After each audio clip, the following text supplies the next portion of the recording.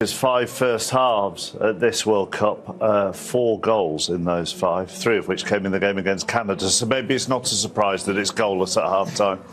It's such an intriguing match, though. When you look at it, it's like the tactical battle, actually like a chess match. You make a move and then we're going to make a move. It's so interesting how Croatia first started with a press, and actually it's not that Brazil are playing bad, I would say. It's that Croatia are limiting and nullifying their main threats at the moment. Yeah, it looks like, they kind of, neutralize each other. Mm-hmm. And the question is who's spending more energy on that? Yeah. Because it potentially could go into extra time. And even if it looks a little bit like Croatia is kind of in charge and has more control, and obviously the midfield is the key to it, I think that Brazil at the end of the day is spending less energy actually in that role. And you have always the feeling that with 1 or 2 decisive moves into Neymar or into one of the forwards, they can really hurt Croatia. So it's going to be an interesting battle. It's not got us up out of our seats, has it? Because there really haven't been that many chances. But as both Alex and Jürgen have said, there's a tactical intrigue to it. Yeah, I think, before the game, everyone was saying Brazil were going to come here and score loads of goals. But I mentioned before the game that the patience that Croatia have, the know-how, the experience, the sucking the life out of the game, and that's what they need to do. That's what they have done in that first half, and they've changed it up. They went from pressing really high to dropping off, giving a low block, and sending the ball out wide. And anything that come out wide will deal with what's going to come in the middle of the pitch. So that first sort of 20 minutes was when they really did the high press? Yeah, I just thought it was, because I didn't know how they would approach the game. I thought they would sit in a low block, but this is in the first 20 minutes of the game. They all know the jobs, they all know what they need to be doing. And on this side, it comes into that position, and Kovacic is there to get the second pieces. And I thought it would be, OK, Brazil are going to have the ball, make sure you work hard, but they was letting them know from the minute that they're in the game. You're going to have to play really well to beat us today in terms of getting into them little spaces and pressing really high for Brazil. But it didn't happen. It was all Croatia. And I was really impressed with the way they approached the game and let Brazil know that we're here to win. We're not here to just defend and get a counter-attack goal. It's, can we create something? Can we break the lines when we get it? The only problem is it's just that lack of quality when they do break them lines. So when you talk about energy and fitness, did they change from the high press to the slightly lower block? Is that going to conserve some of at least their physical fitness, maybe not their mental fitness? No, it comes all together. So when Brazil realized after 15-20 minutes that this high pressure system by Croatia is part now of the game, then they try to push it further up the field, but not necessarily chasing now Croatia all over the place, because they know the individual quality can beat you in a heartbeat. But it is this kind of messaging between each other, saying, we are in here for a battle, we understand, but it's going to be a long game. It's going to be a long game, and I think when you pressurize, it doesn't matter if it's a higher block or in a middle block system. And you think always about what Brazilians' next move, it wears you out. It makes you tired. And this is where Paqueta and also especially Casemiro, they were hoping for that. They're saying, OK, we sit back. You might look a little bit better. You have a little bit more possession. But actually, we know exactly what we're doing here, because as soon as I find Neymar, and Neymar finds one of the top 3, then we're gonna kind of get that chance that we need to break the result. The best player in that first half was a right back. Oh, you ran a bit. Why do you sound so surprised? Do you know what? A bit of positivity with that, please.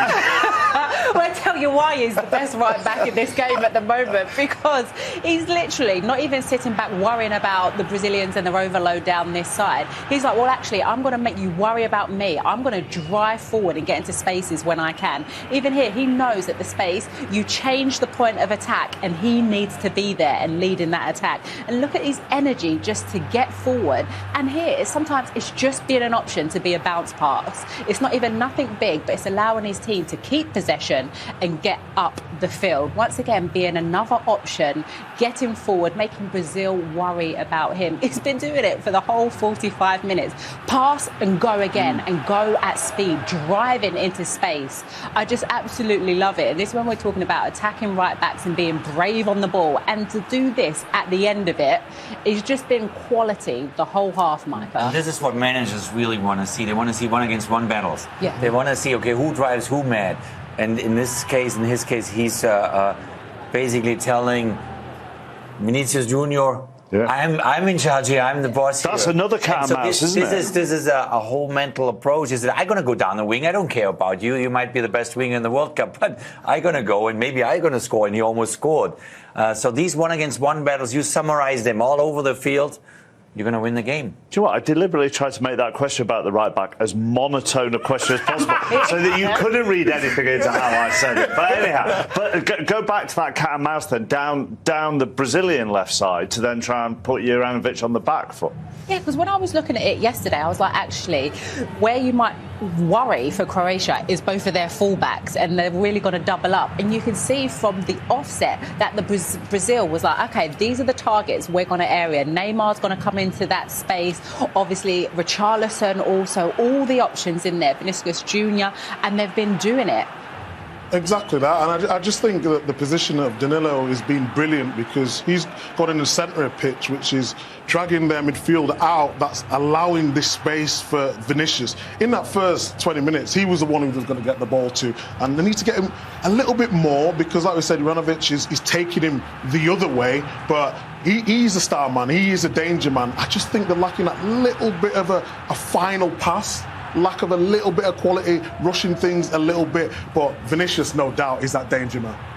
Who do you think Jurgen at half-time will think they might have to change it more? Because that's what I find fascinating about this discussion.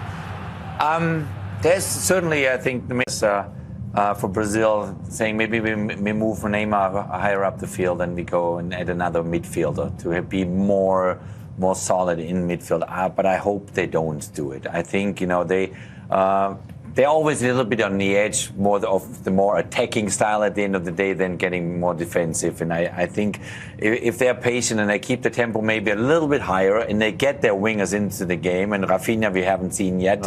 No. Sosa wins his battles against Rafinha. If Rafinha can maybe get into this game and Vinicius a little bit more on the other side, I think they can add a lot more quality and create more chances.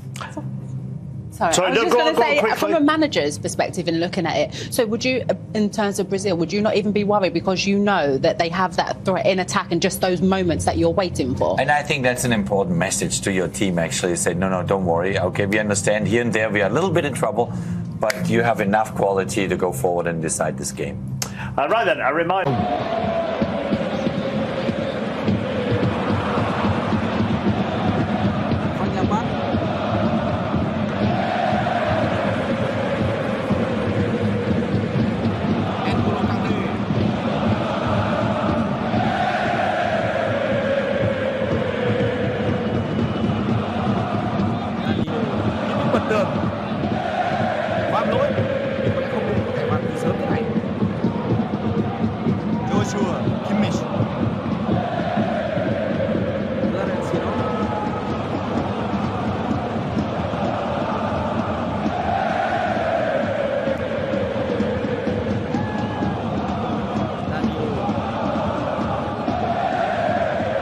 Anh ta có những năng sử dụng tuyệt vời.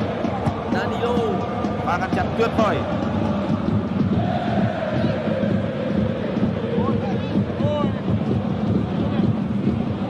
Đó là cách mà người lấy được bóng rất tốt.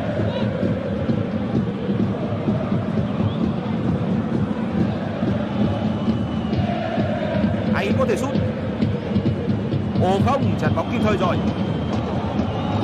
Rõ ràng.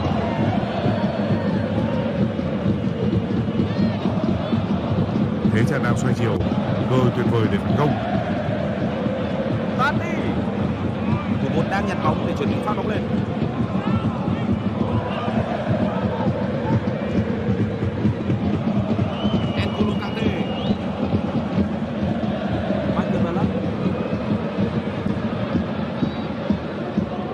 Và anh ấy đã truyền lại cho đồng đội của mình.